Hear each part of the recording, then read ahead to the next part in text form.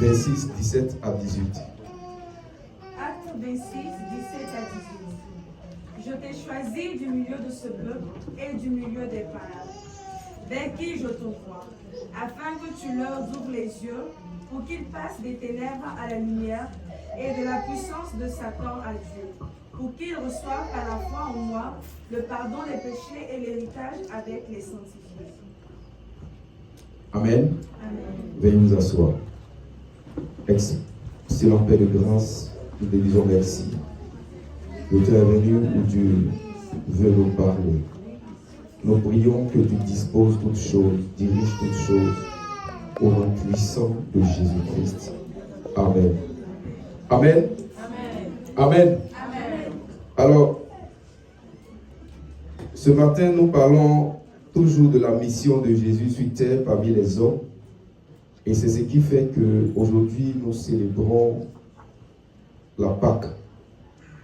Parce que c'est parce que quelqu'un a bien voulu obéir à une mission que lui a confiée son Père, étant envoyé sur cette terre afin de pouvoir accomplir cette mission. Et l'une de ces missions que nous allons voir ce matin est que Jésus est venu mettre fin au règne des ténèbres. Jésus est venu mettre fin au règne des ténèbres. Le thème, c'est la mission de Jésus sur terre parmi les hommes. Nous sommes à notre troisième partie. Et ce matin, nous allons voir que Jésus est venu mettre fin au règne des ténèbres selon 1 Jean 3, verset 8.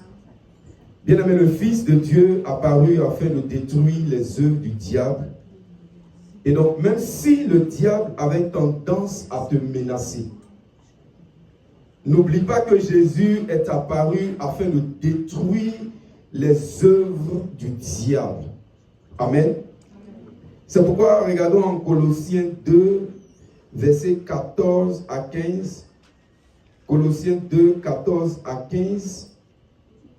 Il y est écrit: il a effacé l'acte dont les ordonnances nous condamnaient et qui subsistait contre nous. Et il l'a détruit en le clouant à la croix. Il a dépouillé les dominations et les autorités et les a livrées publiquement en spectacle, en triomphant d'elles par la croix. Amen. Et c'est ce que Jésus est venu faire. Et c'est ce que nous célébrons ce matin. C'est pourquoi tu vas dire à ton frère, tu vas dire à ta soeur à côté de toi, que Jésus est venu mettre fin au règne des ténèbres. Dis-lui, Jésus est venu mettre fin au règne des ténèbres. C'est pourquoi tu vas refuser que les ténèbres subsistent dans ta vie. Parce que si Jésus est venu mettre fin au règne des ténèbres, il ne peut pas mettre fin au règne des ténèbres et te laisser comme ça. S'il met fin au règne des ténèbres, c'est justement parce qu'il a apporté la lumière. Amen. Amen. Bien-aimé, au-delà d'être un symbole, la croix est pour nous les croyants le lieu de notre véritable rédemption. Le lieu de notre liberté. Le lieu de notre victoire. C'est pourquoi nous devons être fiers de la croix. La croix sur laquelle notre Seigneur est mort. Alléluia. C'est sur une croix qu'il est mort. Et il a effacé l'acte dont les ordonnances nous condamnaient. Donc il n'y a plus de condamnation pour nous qui sommes en Jésus-Christ, car Jésus a payé le prix, peu importe ce que ton grand-père, ce que ton aïeul, ce que les gens de ta famille ont fait en ton nom. Peu importe l'accusation qui coulait dans ton sang. S'il y avait une accusation dans ton sang, parce que on a dit que ton grand-père était ceci, ton père est devenu ceci, et que toi aussi tu seras ceci. Ce matin, je viens t'annoncer que cela cela prend fin. C'est pas parce que ton papa n'a pas pu atteindre un certain niveau que ça voudrait dire que toi aussi tu ne peux pas atteindre un certain niveau. Amen. C'est pas parce que ton papa n'a pas pu voyager en avion, voudrait dire que toi tu ne pourras pas voyager en avion. La preuve en est, nous avons tous voyagé en avion. Ce que peut-être nos parents n'ont pas pu faire. Et donc je viens te déclarer ce matin que si dans ton sang, il y avait une quelconque réclamation de tes aïeux, de tes arrière-grands-pères, je viens t'annoncer ce matin que Jésus a effacé toute ordonnance. Amen. Il n'y a plus d'accusation contre toi. Ma Bible dit qu'il a effacé l'acte. Qu'est-ce que cela veut dire? Cela veut dire premièrement qu'il a pris l'acte simplement et il l'a effacé. Si sur un papier, il y avait des écrits. Amen. La Bible dit que Jésus est venu effacer ces écrits-là. Ça voudrait dire que si on avait mis sur ces écrits, Daniel, là, tu es condamné au célibat. Je viens t'annoncer ce matin que Jésus a effacé. Amen.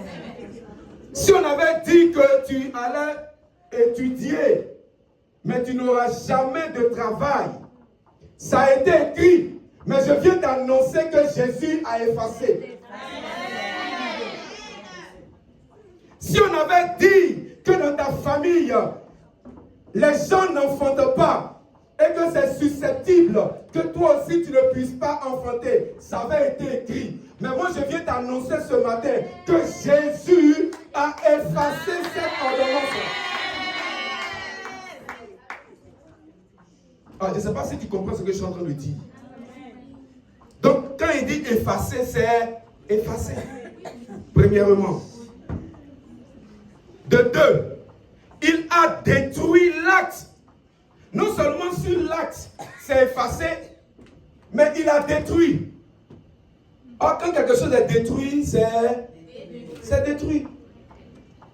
Donc, ça veut dire que le papier, non seulement c'est effacé, ça veut dire que le papier est vierge, mais il n'a même pas permis que le papier là puisse rester. Il est venu, il a détruit ce papier-là. Donc, de deux, il a détruit l'acte, ça veut dire qu'après avoir effacé, il n'a même pas voulu qu'on ait cela en souvenir. C'est ça, détruire l'acte. Il n'a même pas voulu qu'on ait cela en souvenir. Et maintenant, si quelqu'un veut te juger, bien aimé, le code pénal où étaient inscrites les ordonnances, puisque c'est les ordonnances qui te condamnaient, n'est-ce pas? Mais l'ordonnance là, ça a été effacé. Ça a même été détruit. Donc si quelqu'un veut te juger, si quelqu'un veut te conduire au tribunal, le code pénal où étaient inscrites les ordonnances de ta condamnation a été détruite. Donc le tribunal n'a plus sur quoi il peut s'appuyer pour prononcer une condamnation contre toi. C'est justement parce que celui qu'on envoie au tribunal, le juge se base sur les accusations, n'est-ce pas? Et c'est sur ces accusations-là qu'il rend un verdict. Après que chaque avocat ait à faire son balai, il rend un verdict. Mais pour toi, il n'y a pas de verdict. Parce qu'il n'a même pas su quoi se forger. Il n'a même pas su quoi s'appuyer pour faire une déclaration, pour faire une condamnation. Et c'est pourquoi je viens te dire ce matin que tu es libre. Tu n'as pas dit Amen. J'ai dit tu es libre. S'il y avait une déclaration de mort, je viens t'annoncer ce matin que tu es libre. Je ne sais pas si tu comprends ce que je dis. Ça veut dire que si dans ta famille on n'atteignait pas 50 ans, toi, parce que tu es libre, tu atteindras 120 ans.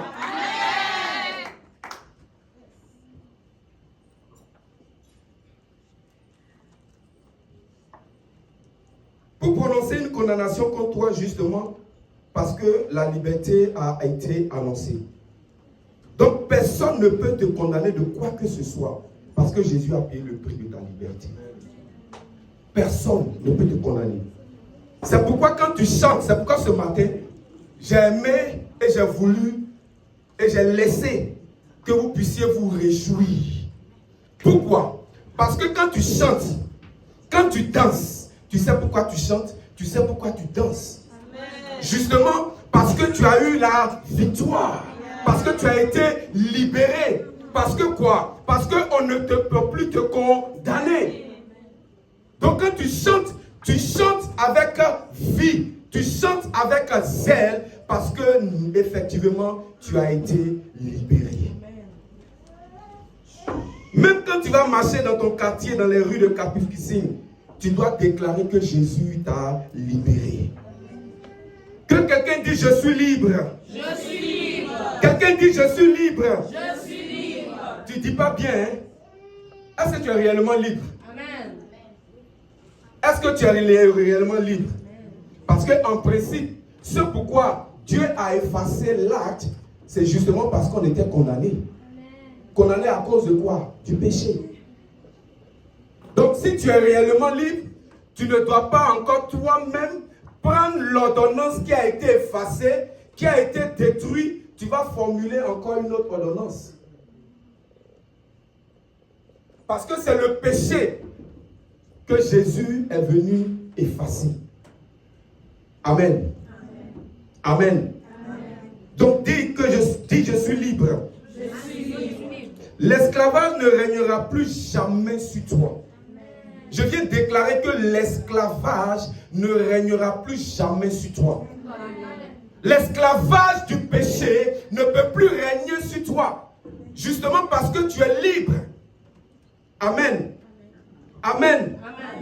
J'ai dit amen. Amen. Et la bonne nouvelle, c'est qu'il a dépouillé les autorités. Il a dépouillé les dominations, les principautés. C'est fabuleux. Donc, il y a plusieurs dimensions de victoire. Mais nous allons nous attarder sur ces deux. Domination, les autorités. Domination, c'est-à-dire, même si les dominations qui contrôlent le pays du Canada, même si on la centre sur ta vie, elle ne pourra rien. C'est ça. Parce qu'il a dépouillé les dominations. Et même ceux qui dominent, les esprits qui dominent le Canada, si on les réunit et qu'on les converge vers toi seul ta vie, elle ne pourra rien. Parce que Jésus a dépouillé ces dominations. Les autorités, où je vais plus m'attarder, et je vais interpeller chaque leader. Les autorités, c'est une catégorie de démons spécialisés pour attaquer les leaders. C'est pourquoi il faut faire très attention pour ceux qui se proclament pasteurs. Alors qu'ils ne sont pas appelés. Parce qu'il y a une catégorie de démons qui vont vers les pasteurs. Qui vont vers les leaders. Quand tu es nommé ou élu, en même temps que tu danses, on délégue une autorité vers toi. Parce que comme tu es autorité, tu dois confronter les autorités. Je suis arrivé, je n'ai pas appelé quelqu'un. Et je viens bien vous le dire. J'ai fini par comprendre pourquoi ce relâchement. Parce qu'à partir du moment où tu deviens leader, il y a ce qu'on appelle les autorités qui viennent combattre, ce sont des démons qui viennent combattre ceux qui sont élevés en autorité, ceux qui sont élus, ceux qui sont nommés. Que ce soit dans le monde séculier, que ce soit, j'allais dire, dans le monde en général, mais aussi à l'église. C'est pourquoi les pasteurs sont combattus. C'est pourquoi les anciens sont combattus. C'est pourquoi les diaconesses ou les diacres sont combattus. C'est pourquoi les responsables de département sont combattus. Je suis arrivé ici, je n'ai pas appelé quelqu'un. Est-ce que j'ai appelé quelqu'un? Non, dites-moi, j'ai appelé quelqu'un? Non, répondez franchement. Est-ce que j'ai appelé quelqu'un? Non. C'est vous-même qui êtes venu dire non que non. Je ressens l'appel dans tel ou tel département, n'est-ce pas? N'est-ce pas? Oui. Non, parlons bien. Oui. Pourquoi on fait comme ça là, ça?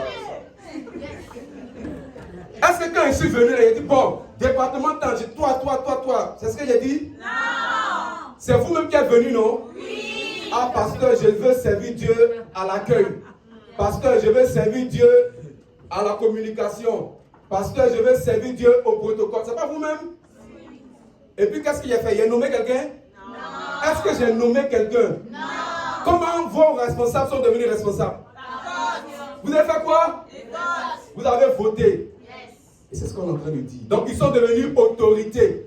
Ils sont devenus leaders. Donc, quand tu deviens leader d'un département, mets-toi à l'esprit qu'il y a des démons qui vont venir t'attaquer. C'est pourquoi le leader lui-même, sa vie doit être correcte devant le Seigneur. Si sa vie n'est pas correcte devant le Seigneur, effectivement, il va succomber. Et il ne pourra pas tirer ceux dont il a la charge. C'est pourquoi je veux bien qu'on se comprenne. Vous avez décidé vous-même, parce que vous avez reçu un appel de la part de Dieu. Ce n'est pas moi qui vous ai appelé. Vous êtes venu me dire que vous avez reçu cet appel-là, servir Dieu dans tel ou tel département. Mais je veux bien vous faire comprendre que quand on est leader, on ne dort pas. Quand on est leader, c'est les genoux à terre. Quand on est leader, on prie. Parce que ce à quoi Dieu te confesse, t'appelle, la mission que tu dois exercer, tu as besoin de demeurer dans un esprit de prière. Afin que le Saint-Esprit te donne de discerner tout autre esprit qui viendront contrairement à l'Esprit de Dieu. De sorte que tu puisses être capable de pouvoir leur rappeler que Jésus a dépouillé les autorités. Mais si tu es leader et que tu dors, tu ne pries pas, tu ne fais rien, tu sais qu'il y a des défaillances au niveau de ton département. Mais toi-même, leader, là, tu ne fléchis pas genoux pour demander au Seigneur de t'amener à comprendre ce qui se passe. Et puis tu es là, tu regardes le pasteur. Non, ce n'est pas le pasteur qu'il faut regarder. Il faut te regarder toi-même. C'est toi-même qui dis que Dieu t'a envoyé. Tu as décidé de vouloir travailler dans les départements. Maintenant, tu veux qu'on te supplie. On n'a qu'à te supplier pourquoi? On n'a qu'à te supplier pourquoi?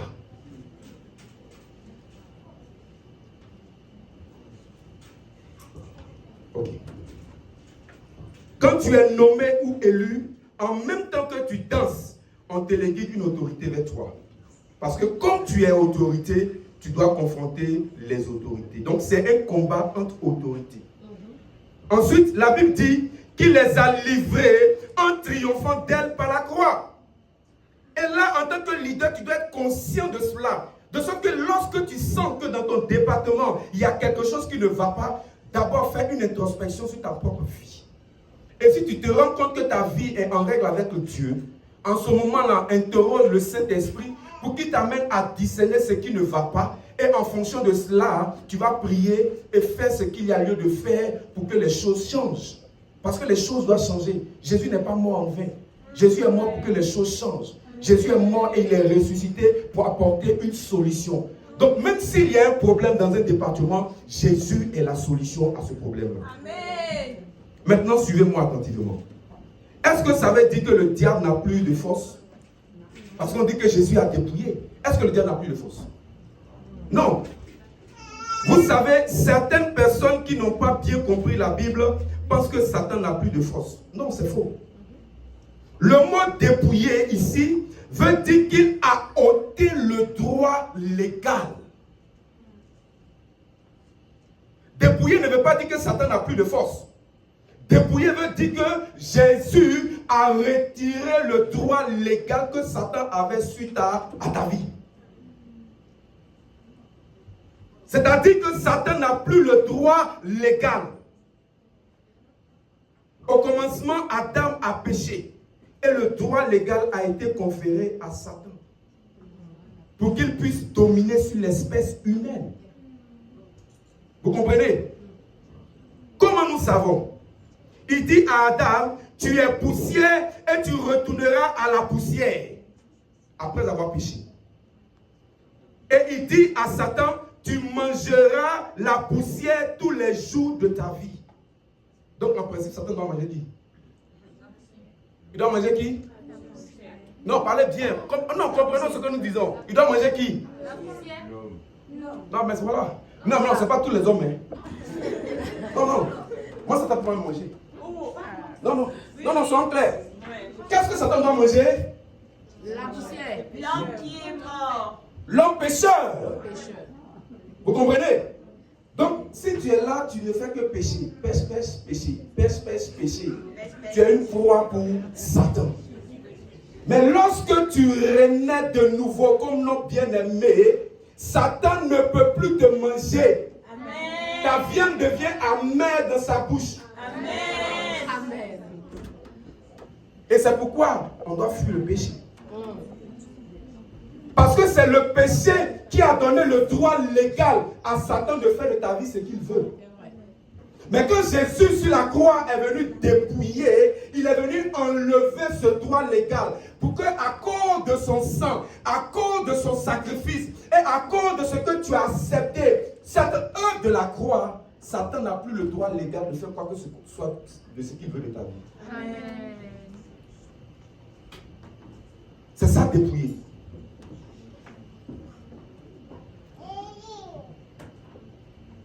Exemple, la sorcellerie. Les sorciers sont cannibales. Ils mangent la chair humaine. Ils s'en réjouissent. Ils puisent leur force du sang. Ils tissent des alliances contre nature parce que le diable est rebelle et il ne va jamais se soumettre à la parole de Dieu. Mais la Bible dit, il a été dépouillé. Donc il n'y a aucune puissance que le diable peut brandir devant le croyant sur la terre. Il n'y a aucune puissance. Il est fort. Il est puissant. Satan est puissant. Ça, on ne peut pas le nier. Satan est puissant. Mais ce qui me réjouit, c'est que le Dieu que j'ai choisi, lui, il est tout puissant. Amen. Amen. Ah, tu n'as pas dit Amen. Amen. Tu n'as pas dit Amen. Amen. Donc le croyant, une fois que tu as donné ta vie à Jésus, une fois que tu crois en l'œuvre de Christ à la croix, Satan ne peut plus te bouffer. Il n'a plus de puissance sur toi. Parce que tu as en toi celui qui est tout puissant. La Bible dit Christ en moi, l'espérance de la gloire. Donc Christ ne peut pas être en toi et puis sorcier va te bouffer. Donc ne craignez pas, hein, mes frères africains, quelle que soit leur position, aussi longtemps que ta vie est en règle avec le Seigneur, ils vont refaire. Satan ne pourra pas te bouffer. Amen. Moi, il y a ma tante qui a essayé, la petite soeur de maman, aujourd'hui là. Non, pas maman, mon papa. La petite soeur de mon papa. Aujourd'hui, elle est 6 pieds sous terre. C'est vrai, j'ai souffert, mon corps a souffert. Mais n'ont pas pu bouffer. Mon corps a souffert. J'ai souffert. Oui, ça, j'ai souffert. Mais seulement que c'était la souffrance. Mais la mort qu'ils ont voulu pour moi, ça n'a pas eu lieu. Mais c'est pas moi qui ai fait un retour à l'envoyeur. Ça s'est fait lui-même. 6 pieds sous terre. C'est pourquoi un croyant doit être serein. Tu ne dois pas avoir peur des sorciers. Si tu as peur des sorciers, c'est que toi-même ta vie est bizarre. Mais si ta vie n'est pas bizarre, ils n'ont qu'à tout faire. Ils n'ont qu'à aller, comment on appelle ça? À Lumumbashi. Dans les villes ou bien dans le village reculé de Lumumbashi là-bas. Ils n'ont qu'à refaire. Ils n'ont qu'à lancer esprit de folie pour ne même pas que tu restes concentré à l'école. Je viens d'annoncer que Jésus les a dépouillés. C'est pourquoi tu dois rester serein et rester toujours engagé avec le Christ. Il n'y a pas de puissance pour l'enfant de Dieu. Il a la puissance pour ceux qui ne sont pas en Christ. Parce que quoi? Le croyant est hautement protégé. le croyant, il est hautement protégé, il est hautement sécurisé, il est hautement mis à part. Tu n'as pas dit Amen. Amen. Tu n'as pas besoin des cargos, tu n'as pas besoin des JRC pour ta protection. Mais la façon dont on est sécurisé, la façon dont on est protégé là, même le Premier ministre ne va protéger nous. Et c'est pourquoi nous ne devons pas négliger notre appartenance à Christ. Que quelqu'un dise cela me concerne. C'est mon partage. Est-ce que vous savez que votre vie étonne certains féticheurs et sorciers? Vous savez cela? Il y a des noms qu'on amène chez les féticheurs. Il y a des noms qu'on amène chez les sorciers. Quand le sorcier voit le nom, il dit non, ce nom-là, je ne veux pas. Parce qu'il peut voir que tu es hautement protégé, tu es hautement sécurisé. N'oublie pas que la terreur a changé de camp. Ce n'est plus à nous d'avoir peur, mais c'est aux sorciers d'avoir peur. C'est aux méchants d'avoir peur. C'est à ceux qui veulent nuire à notre vie d'avoir peur. Nous n'avons pas besoin d'avoir peur. Le chrétien n'a pas besoin d'avoir peur parce qu'il se réfugie en Christ. C'est pour ça que tu dois dormir tranquille. Tu ne dois pas dormir avec les cauchemars. Et toi, tu es sur ton lit, un superbe lit comme ça que tu as acheté, tu es là. Toi, tu es là, tu bouges ton lit. On ne sait pas ce qui s'est passé. Tu as vu quoi? Qu'est-ce que tu as vu? Il faut dormir. Laisse le corps se reposer. Mais tu es là. Toi seul, dans le lit. Dis-nous, dormons tranquille. Dormons tranquille. Le sommeil du juste est reposant. Toi, si tu as dormi pendant 8 heures, tu te lèves et puis tu as mal à la tête. Le juste se couche et il dort. Il ne fait pas de cauchemar, mais il a des visions. Même dans les rêves, il détruit la puissance ennemie.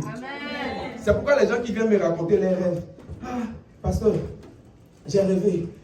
J'ai vu qu'on était en train de vouloir me piquer. On était en train de serrer mon cou. On était en train de serrer mon cou. Et lui, qu'est-ce que tu as fait? J'ai eu peur. Toi, chrétien, on serre ton cou. Ça veut dire que si dans ton rêve, tu n'as même pas la présence d'esprit de dire au nom de Jésus, il y a un problème. Parce que le croyant, même dans ce rêve, d'être capable de dire au nom de Jésus.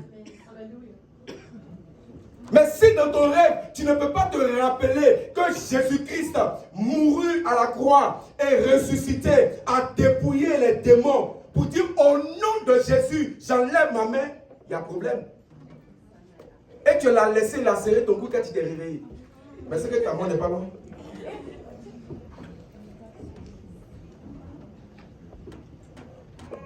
Parce que le chrétien, même dans les rêves, il doit détruire la puissance ennemie. Même dans ses rêves, son âme se lève et commande aux sorciers de se mettre en genoux. Est-ce que je peux avoir la main de ceux qui sont justes?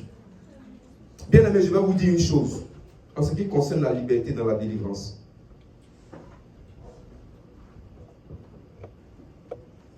La liberté dans la délivrance, c'est d'avoir le regard tourné vers Jésus. La vraie délivrance n'est pas celle qu'on acquiert lorsque les pasteurs se mettent à prier pour toi. Exemple, chasser des mots. Il est important que celui qui est possédé collabore avec la puissance de Dieu. Ça veut dire quoi, par exemple? Si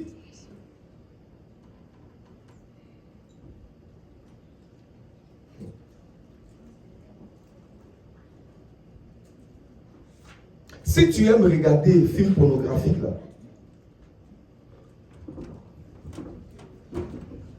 tu ne peux pas laisser ça à la maison et puis venir dans le bureau, pasteur, prier pour moi. Alors, ça me fatigue. Ça me fatigue. Qu'est-ce qui te fatigue? Non, ça me fatigue. Qu'est-ce qui te fatigue? Non, il arrive des moments là, vraiment, je suis tenté de... Non, tu n'es pas tenté. Il faut dire je regarde. Il faut dire je regarde. Dis je regarde. Dis je regarde. Ah, personne ne... Il dit, dis je regarde. Et tu regardes. Tu regardes.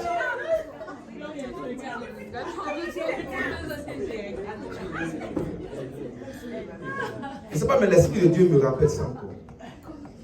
Regarde, c'est pas parce qu'on dit que tu ne dois pas coucher avec une femme ou bien tu ne dois pas coucher avec un homme que tu vas rester toi seul dans la maison en train de te faire bien. Ça aussi c'est le péché. Tu ne peux pas venir demander qu'on puisse prier pour toi et puis toi-même tu ne puisses pas dire non à celui-là. C'est pourquoi le problème que j'ai,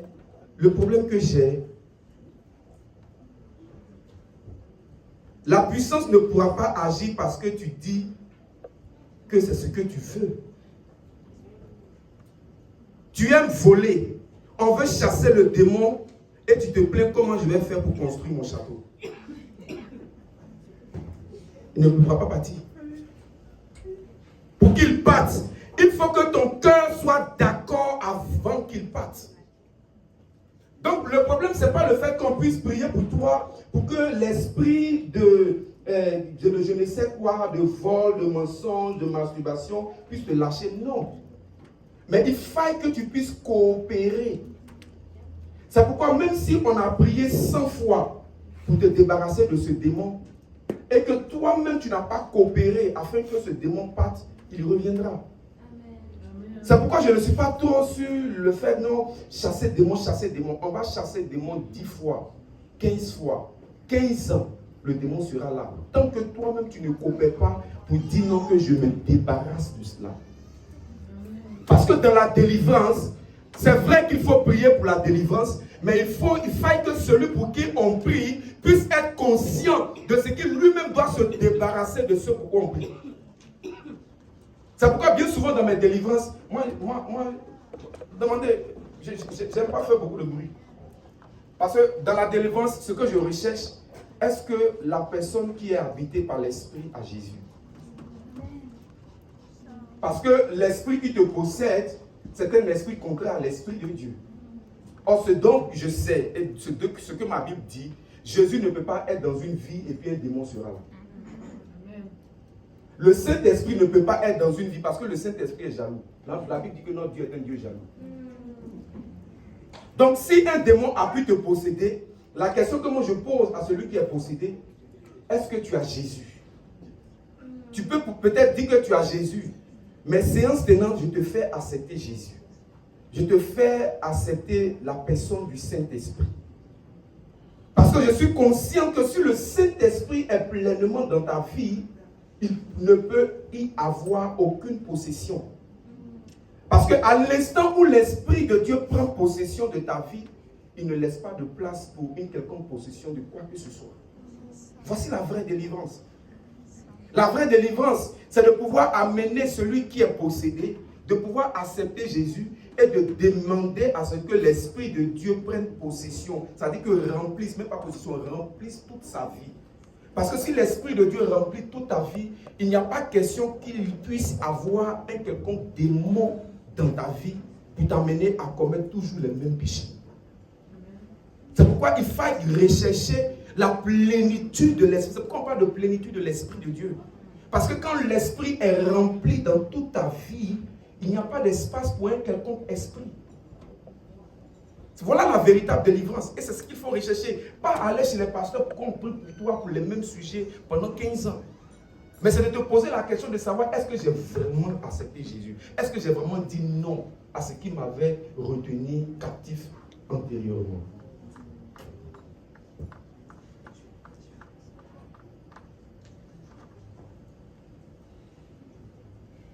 Il faut te débarrasser de ce que tu aimes. C'est pourquoi la Bible dit, si tu es fatigué et chargé, tu viens à moi. Si tu as soif, que tu viennes pour boire. Si tu as faim, que tu viennes. Donc si tu ne viens pas, c'est que tu estimes qu'on ne doit pas te donner à manger. Quand vous faites quelque chose qui est contraire à la volonté de Dieu et que vous essuyez vos lèvres, c'est qu'il y a un goût. Tu finis de commettre l'impudicité et puis tu es là. Généralement, quand on mange quelque chose d'intéressant, on s'en fait les lèvres. Ah, c'était super. Cette pizza là, c'est comment on appelle le nom de la pizza là? Barbecue? Hein? Meat lover. Ouf. La pizza meat lover. Elle dit que la pizza est finie, hein. Il n'y a plus de pizza dans ta bouche. Mais la sauce de la pizza qui est restée sur les lèvres là. Comment ça l'est? Donc, c'est pareil. Quand tu finis de pécher et puis tu laves tes lèvres, ça voudrait dire que tu aimes ça. Parce que si tu n'aimes pas ça, tu ne vas pas laver tes lèvres. Vous comprenez ce que je suis en train de dire? C'est qu'il y a un goût. C'est un indicateur que vous êtes en cohabitation avec quelqu'un qui est à l'aise. On a aussi sur le point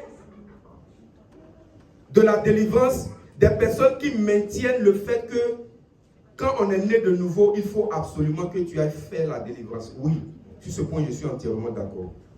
Mais on a besoin, quand Jésus vient dans une vie, la vie doit être libre. Mais ce pourquoi je ne suis pas d'accord, c'est cette thèse-là. C'est quand nous allons prendre l'exemple de la résurrection de Lazare. Pieds et mains liés. Pour lui, Jésus a dit délier et le laisser aller. Vrai ou faux? Vrai ou faux? Mes premières remarques. Dans le ministère de délivrance, on délivre, on l'attache, c'est-à-dire tu n'es jamais délivré. Et tous les jours, ça m'a fatigué à Toronto. Hein. Ah là, il fallait que j'ai un peu de cran. Parce que généralement à Toronto, qu'est-ce qu'on faisait? Généralement, les gens n'avaient pas le temps. Donc, quand les gens ont des problèmes avec leurs enfants, dans leur vie, dans leur famille, on prenait rendez-vous les vendredis. Et puis, bon, moi je quitte Scarborough, je viens depuis vers 23 heures comme ça. Et puis, on prie pour les cas de délivrance. On a fait ça 2 fois, 3 fois. À un moment donné, j'appelle le pasteur. Moi, je ne suis pas d'accord. Je ne suis pas d'accord parce que la même personne là, elle nous a fait venir ici pour le même problème. Et puis encore, on revient pour le même problème. Moi, je ne suis pas d'accord avec ça. Non, je ne suis pas d'accord avec ça.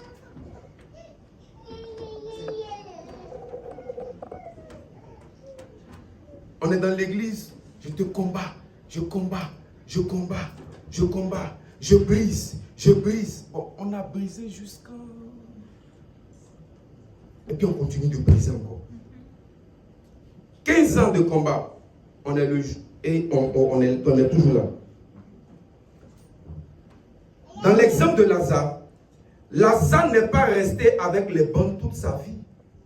Vrai ou faux? Quand Jésus a ressuscité Lazare, il a dit déliez-le et laissez-le aller. N'est-ce pas? Donc, une fois que tu es délié, une fois que tu es délivré, on ne doit pas revenir encore pour le même combat. Qui t'a attaché? Parce qu'au moment où tu partais, là, on avait enlevé les bandes. Mais comment toi, on enlève les bandes et puis tu reviens, il y a encore les mêmes bandes là. Qui a mis les bandes là? Dis à ton frère, qui a mis les bandes? Non, sérieux. Qui a mis les bandes? Et à cause des bandes, on doit revenir pour enlever les bandes. Il s'en va, il revient, on enlève les bandes. Oh, quand même. Toujours les mêmes bandes. Dans le cas de Lazare, on enlevait les bandes une seule fois. Il était lié, non? On enlevait une seule fois. Est-ce que Lazare était lié encore après? Non. On l'a délié et on l'a laissé marcher. Il était libre. Il n'a pas passé tout son temps à être délié. Ça paraît sensé quand on te demande si on t'a fait la délivrance. Bien aimé, une église en feu empêche les démons d'entrer dans le sanctuaire. C'est pourquoi si nous sommes en feu, on n'aura même pas besoin de faire délivrance dans cette église. Parce que toi-même, quand tu vas rentrer à l'entrée du sanctuaire, là, ton démon, là, soit tu es délivré, tu rentres, ou bien tu retournes avec ton démon. Mais si tu insistes pour rentrer, c'est que ton démon reste à la porte là-bas. Voici une église que nous recherchons. Et c'est cette église-là que Dieu recherche. Une église en feu.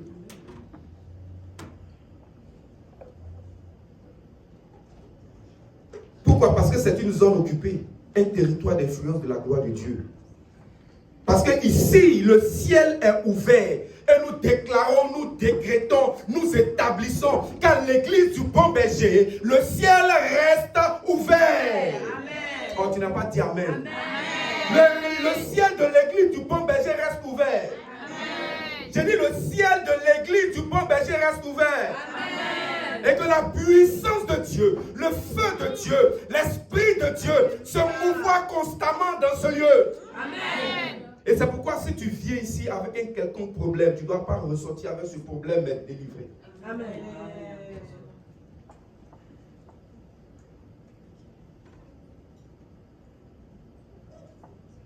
Bien aimé, il y a la puissance dans la parole de Dieu. La Bible dit que vous êtes purs à cause de la parole que vous avez entendue.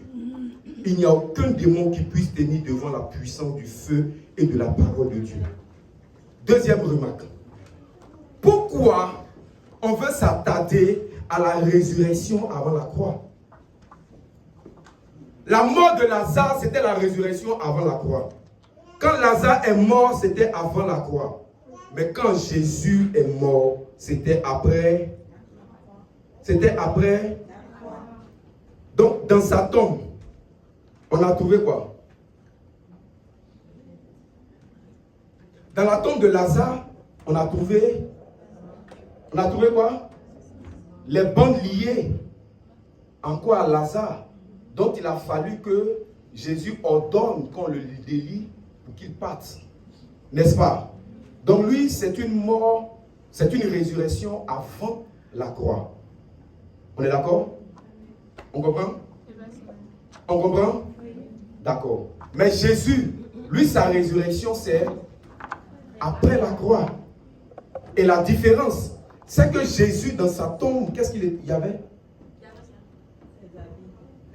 Donc, ça veut dire qu'il n'y a pas un humain qui a enlevé les bandes de Jésus.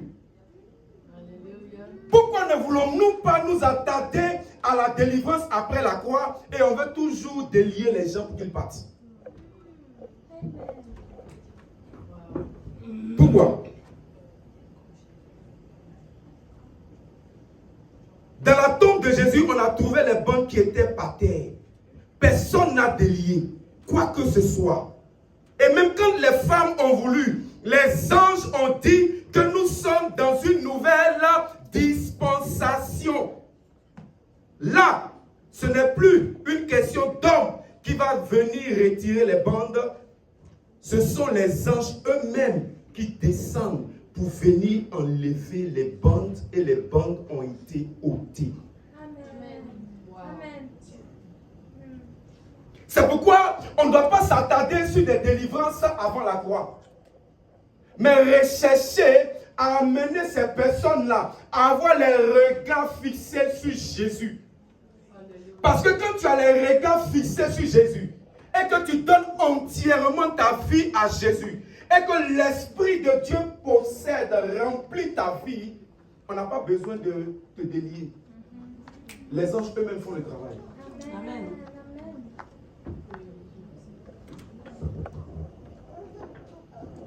Voilà la dispensation dans laquelle nous sommes.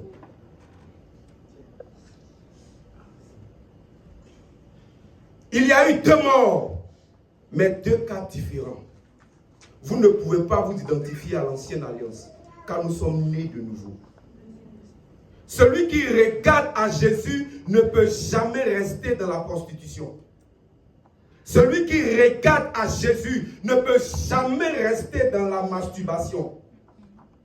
Celui qui regarde à Jésus ne peut jamais rester dans l'impudicité. Celui qui regarde à Jésus ne peut jamais rester dans le vol. Celui qui regarde à Jésus ne peut jamais rester dans le mensonge. Celui qui regarde à Jésus ne peut jamais rester dans la duplicité. Et c'est pourquoi il faut que nous puissions regarder à Jésus. Dans le jardin, quand le peuple était mordu par le serpent brûlant, la réponse était donnée à Moïse d'élever un serpent d'airain. Et on a élevé le serpent d'airain. Et la Bible dit que quiconque était mordu, mais regardait au serpent d'airain, obtenait la vie. Qu'est-ce qui te mord? Qu'est-ce qui t'empêche d'avancer? Qu'est-ce qui fait que tu fais un pas et puis tu fais 2 pas en arrière? Qu'est-ce qui fait que tu fais 2 pas et puis tu fais 3 pas en arrière? Mais justement parce que tu ne regardes pas à Jésus. Tu regardes à tes propres forces. Tu regardes à ta propre capacité. Mais tant que tu vas regarder, ou bien tu vas penser à regarder à ta capacité, à tes propres forces, tu vas faire 2 pas en avant, tu vas faire 4 pas en arrière. Au finish, tu n'arriveras pas. Mais celui qui regarde à Jésus, celui qui fixe Jésus, celui qui supplie Jésus, celui qui accepte que Jésus prend entièrement sa vie, il n'est jamais déçu.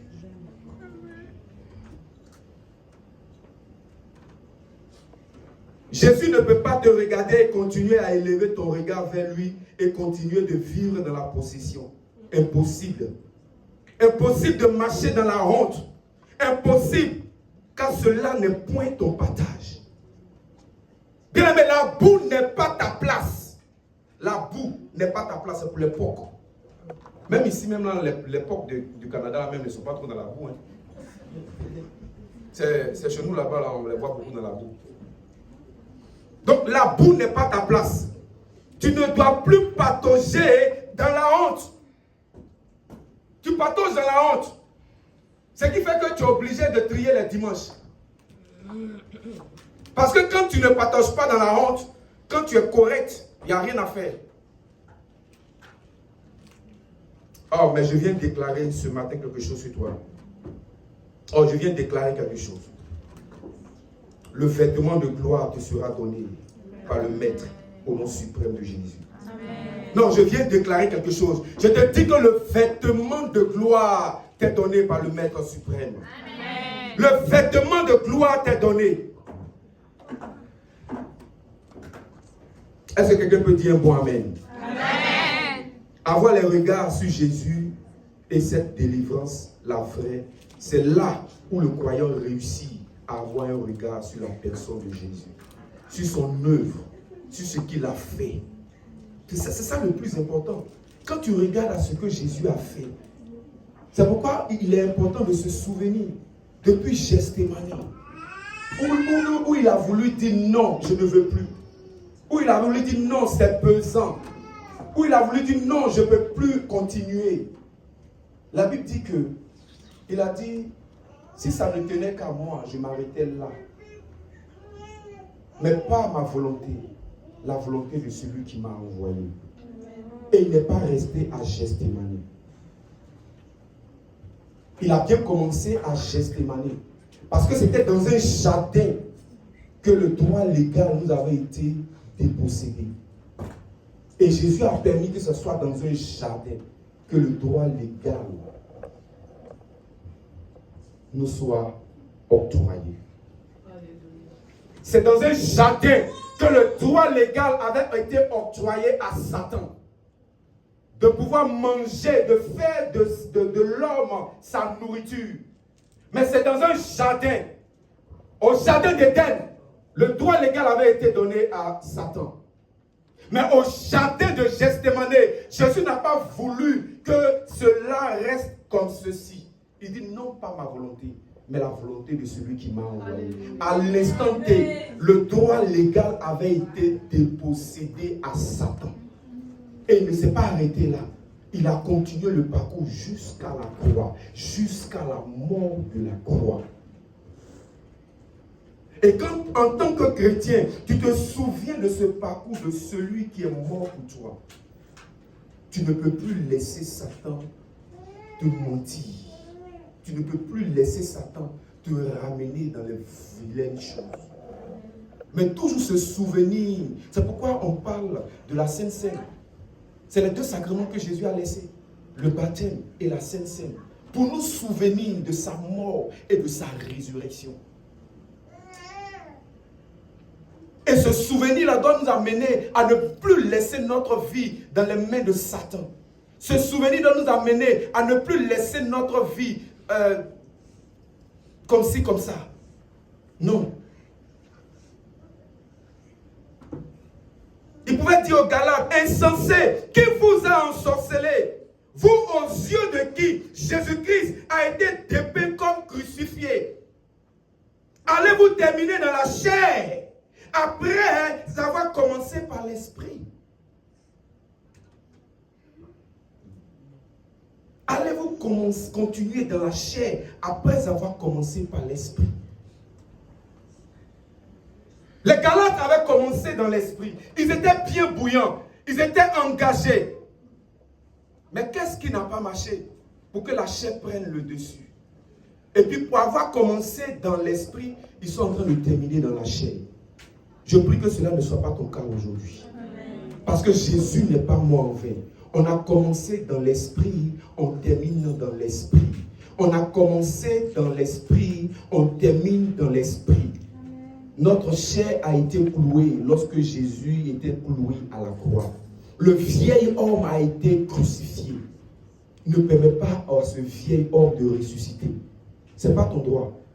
Ce n'est pas ton pouvoir. Ce n'est pas à nous de ressusciter le vieil homme. Laissez-le clouer là où il est. Laissez le vieil homme dans l'eau où vous avez laissé. Ne permettez pas à ce vieil homme de ressusciter. Nous n'avons pas le pouvoir de ressusciter le vieil homme. Nous avons le pouvoir de marcher sur les serpents, les scorpions et la puissance de l'ennemi afin de continuer notre marche avec Christ de façon victorieuse. Donc l'ensorcellement et l'envoûtement, c'est quand nous perdons le sens de la crucifixion et la résurrection de l'œuvre de Christ. Celle qu'il a accomplie. Et nous commençons à regarder à notre pasteur. Nous commençons à regarder à l'église. Nous commençons à regarder à la sœur ou à la tante. Nous commençons à regarder à la religion, mais pas à Christ. Et cela devient grave. Et beaucoup de croyants ont cessé d'avoir les regards sur Jésus.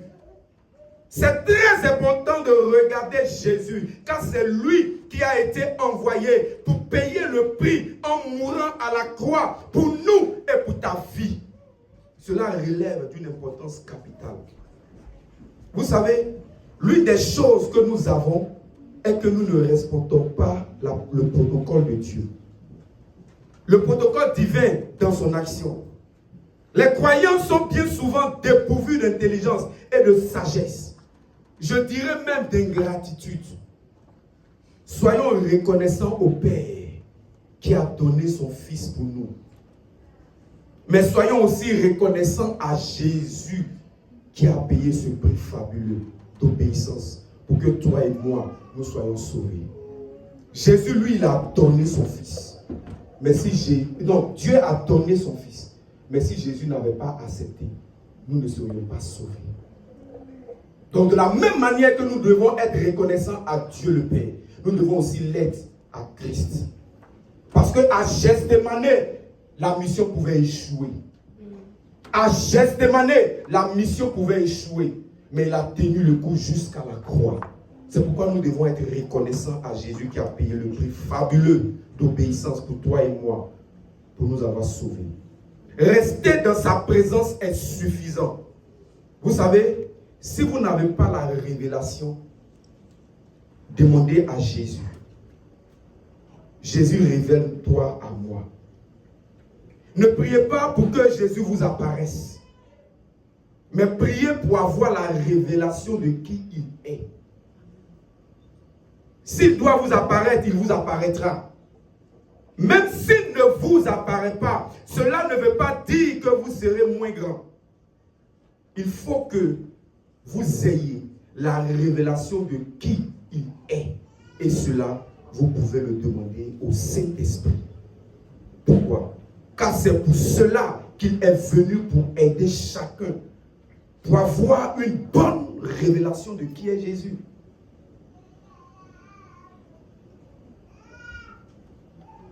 Et c'est ce que Jésus a dit en allant à ses disciples. Celui qui viendra vous permettra de mieux me connaître. Il vous enseignera sur moi. Et donc c'est au Saint-Esprit, nous devons demander pour avoir la révélation de qui est Jésus. C'est parce que nous n'avons pas la révélation de qui est Jésus que nous sommes toujours emportés par tout vent de péché. Mais quand nous avons la révélation de qui est Jésus, la Bible dit que celui qui pêche n'est pas de Dieu. Mais celui qui ne pêche pas est de Dieu.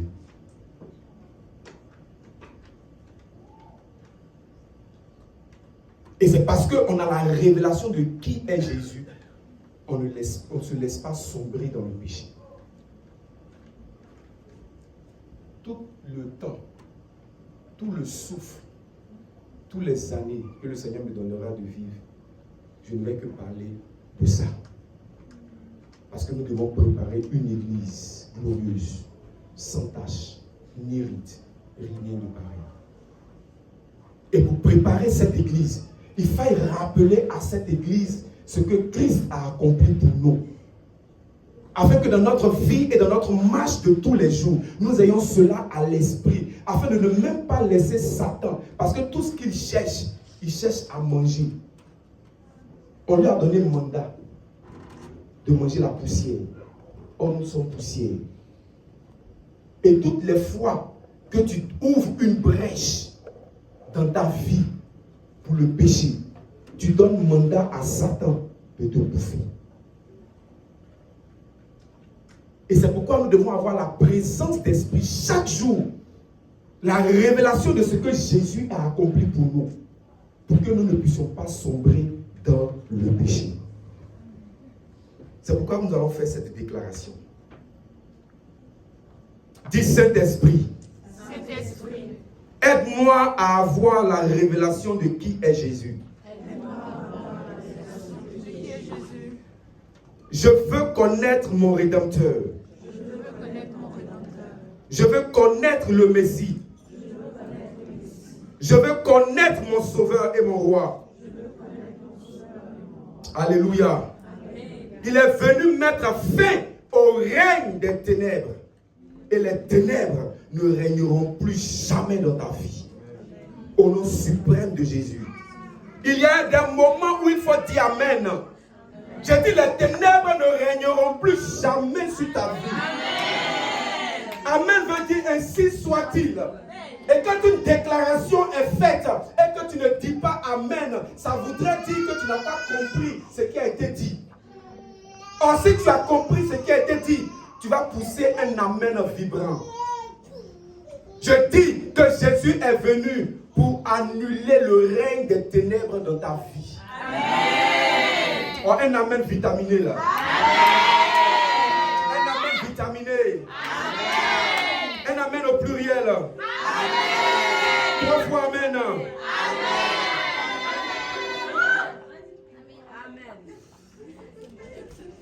Il y a des moments où il faut dire Amen, bien aimés frères et sœurs. C'est vrai, le diable cherche, rôde, mais tu ne seras pas compté sur la liste au nom puissant de Jésus. Ah, tu as manqué de dire Amen. Amen. Le diable rôde, le diable cherche, mais je te déclare que tu ne seras pas compté sur la liste du diable. Amen. J'ai dit, tu ne seras pas compté sur la liste du diable. Amen. Au nom suprême de Jésus. Je vais terminer par ce témoignage. Bien aimé, plusieurs fois, j'ai été sur la liste de Satan. Plusieurs fois, Satan a voulu à ma vie. C'est pourquoi lorsque je suis en train de vous parler de Jésus, je vous parle de Jésus avec tous mes trucs. Parce que je sais de là où Jésus m'a enlevé. La première fois, c'était pendant la crise post-électorale. Où les hommes avaient décidé de mettre fin à ma vie. Ils avaient comploté. C'est pourquoi je te dis, quel complot a été fait contre ta vie, cela n'aura pas lieu. Amen. Ils ont comploté. Ils ont réussi à m'attraper. Mais avant même qu'ils ne s'engagent sur moi, mes propres collègues policiers, je les ai vus être abattus devant moi.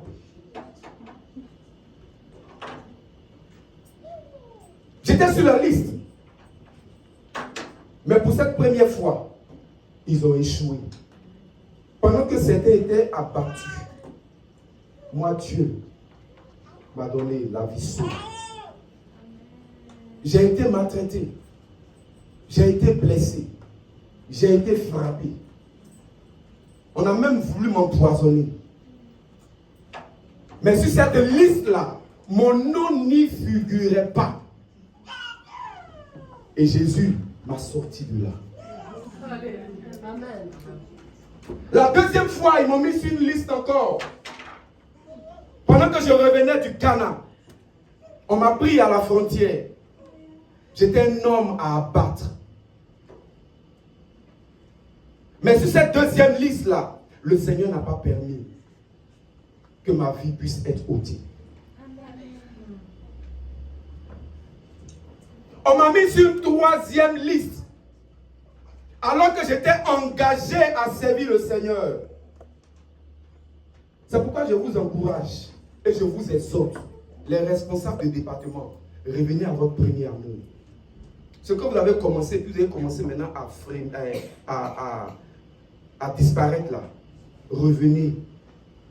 C'est pendant que j'étais engagé dans l'œuvre de Dieu qu'un soir, au moment où ma femme était en mission, je me retrouvais avec Oracle, il avait à peine 2 ans, dans mon lit, que les braqueurs ont cassé la porte du salon. Ils ont accédé à ma chambre. Ils ont accédé à la chambre de ma mère, qui était d'alors avec moi, et mes soeurs. J'étais quasiment nu sur ce lit-là, avec mon fils Oracle.